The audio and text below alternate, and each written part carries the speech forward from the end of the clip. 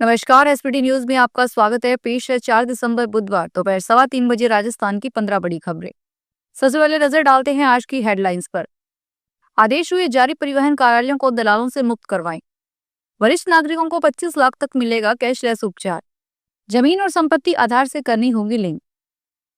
बैंकों से गायब हुई 10, 20 और 50 के नोटों की गड्डियां। राजस्थान में आंगनबाड़ी केंद्रों को लेकर बड़ा फैसला। और अब खबरें विस्तार से सुनिए।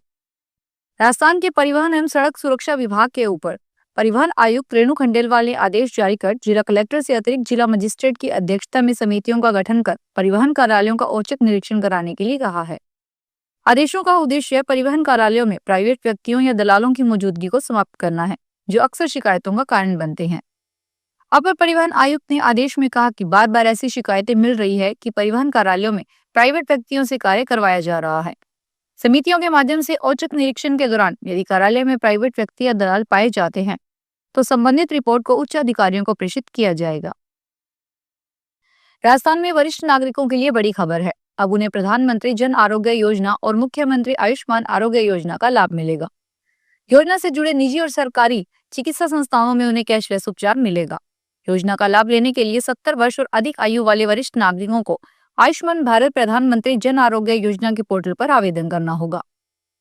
राजसमंद सीएमएचओ डॉक्टर हेमंत कुमार बिंदल ने मुख्यमंत्री आयुष्मान आरोग्य योजना के अंतर्गत भी सभी वरिष्ठ नागरिकों को कैशलेस उपचार की सुविधा दी गई है।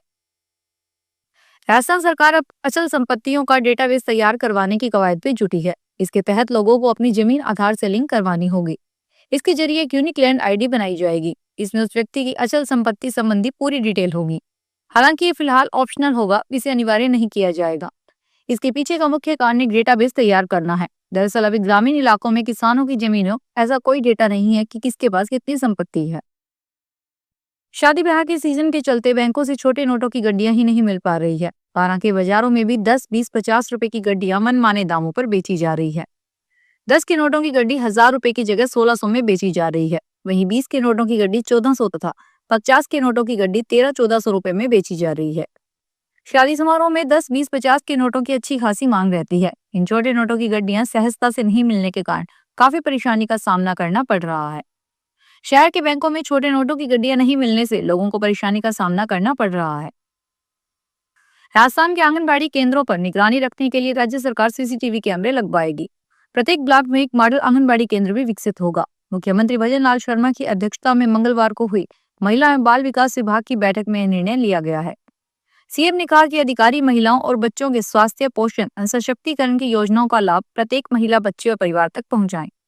मुख्यमंत्री ने शिक्षा सेतु योजना की समीक्षा करते हुए अधिकारियों को ड्रॉप आउट बालिकाओं एवं महिलाओं को शिक्षा की मुख्य धारा से जोड़ने वाले व्यक्तियों एवं संस्थाओं को प्रोत्साहित एवं पुरस्कृत करने के निर्देश दिए हैं। राजस्थान हाई कोर्ट ने सरकारी अधिवक्ताओं की नियुक्ति को चुनौती देने वाली जनहित याचिका को खारिज कर दिया। इसमें राज्य सरकार को बड़ी राहत मिली है। याचिकाकर्ता ईश्वर प्रसाद खंडेलवाल ने राज्य सरकार के कानून मंत्रालय की ओर से 12 फरवरी 2024 और 12 मार्च 2024 को जारी किए गए परिपत्रों के तहत अतिरिक्त महाधिवक्ता और सरकारी अधिवक्ताओं को नियुक्ति को वैधानिकता और प्रक्रिया के आधार पर चुनौती दी थी। याचिका में यह आरोप लगाया गया था कि अतिरिक्त महाधिवक्ता और विधि अधिकारियों की नियुक्ति स्थानीय समाचार पत्रों में विज्ञापन दिए बिना और बिना आवेदन आमंत्रित किए गए हैं। राजस्थान की राजनीति में अभी हलचल तेज हो गई है। हाल ही में विधानसभा उपचुनाव में भाजपा को 5 सीटों पर जीत मिली है और इसके साथ ही अब भजन लाल कैबिनेट विस्तार की चर्चा ने जोर पकड़ लिया है। सीएम भजन लाल ने हाल ही में राज्यपाल से भी मुलाकात की है। सूत्रों के अनुसार खराब प्रदर्शन करने वाले मंत्रियों को हटाने और नए चेहरों को शामिल करने की तैयारी चल रही है। बता दें कि 15 दिसंबर के आसपास सरकार को 1 साल पूरा हो जाएगा। ऐसे में मुख्यमंत्री शर्मा के दिल्ली दौरे के दौरान मंत्रिमंडल फेरबदल के अंतिम निर्णय की संभावना है। राजस्थान रोडवेज की बसों में फ्री यात्रा की सुविधा दी गई है, लेकिन बहुत से लोग जानकारी के अभाव में इस फ्री सुविधा का लाभ नहीं उठा पाते। इस संबंध में राजस्थान राज्य पथ परिवहन निगम की वेबसाइट से पूरी जानकारी हासिल की जा सकती है। रोडवेज की सरकारी बसों में अलग अलग कैटेगरी वालों को निःशुल्क यात्रा की सुविधा दी जाती है। वहीं कई कैटेगरी के लोगों को खासी रियायत दी जाती है। वेबसाइट के अनुसार 80 वर्ष से अधिक आयु के बुजुर्गों को रोडवेज निःशुल्क यात्रा की सुविधा देता है। वहीं उनके एक सहयोगी को 50% किराए में छूट दी जाती है।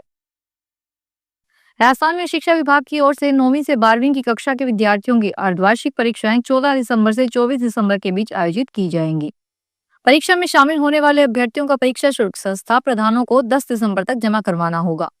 इस संबंध में समस्त शिक्षा अधिकारियों को निर्देश जारी किए गए हैं। शिक्षा विभाग की ओर से इस बार 9वीं से 12वीं कक्षा की अर्धवार्षिक परीक्षा राज्य स्तर पर समान परीक्षा योजना के तहत आयोजित की जा रही है। राजस्थान के 40 क्रमोन्नत उच्च प्राथमिक स्कूलों में शिक्षकों के 120 पद आवंटित किए गए हैं। प्रारंभिक शिक्षा निदेशक सीताराम जाट ने इस संबंध में आदेश जारी किए हैं। प्रारंभिक शिक्षा निदेशालय की ओर से पिछले माह नवंबर में बीकानेर सहित 26 जिलों के 40 राजकीय प्राथमिक स्कूलों को उच्च प्राथमिक में क्रमोन्नत किया गया था। राज्य सरकार की मंजूरी के बाद शिक्षा विभाग ने प्रत्येक क्रमोन्नत स्कूल में तृतीय श्रेणी शिक्षकों के 2 सहित एक वरिष्ठ अध्यापक का पद लिया है।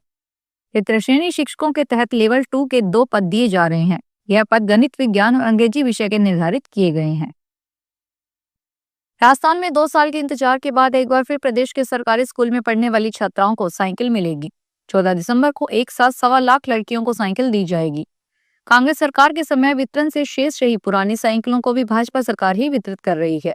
सरकारी योजना के तहत प्रदेश के सभी सरकारी स्कूलों में पढ़ने वाली छात्राओं को साइकिल दी जाती है, लेकिन गत 2 वर्ष से इनका वितरण नहीं हुआ था। माध्यमिक शिक्षा निदेशक आशीष मोदी ने एक आदेश जारी करके सभी जिलों को साइकिल वितरण के निर्देश दिए हैं।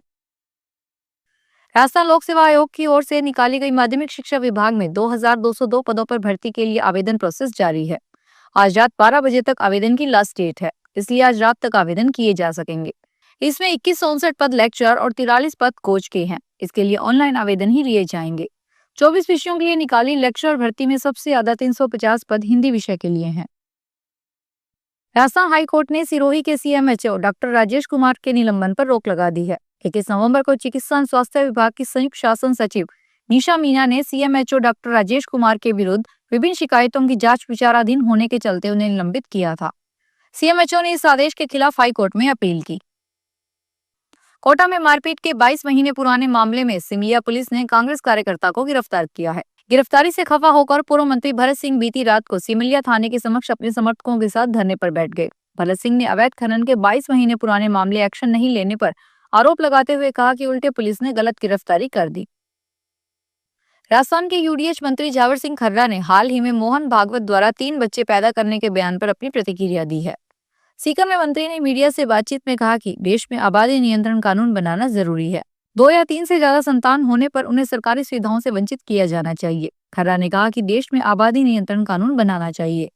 जिनके 2 या 3 से ज्यादा संतान हैं, उनको सारी सरकारी सुविधाओं से वंचित किया जाना चाहिए।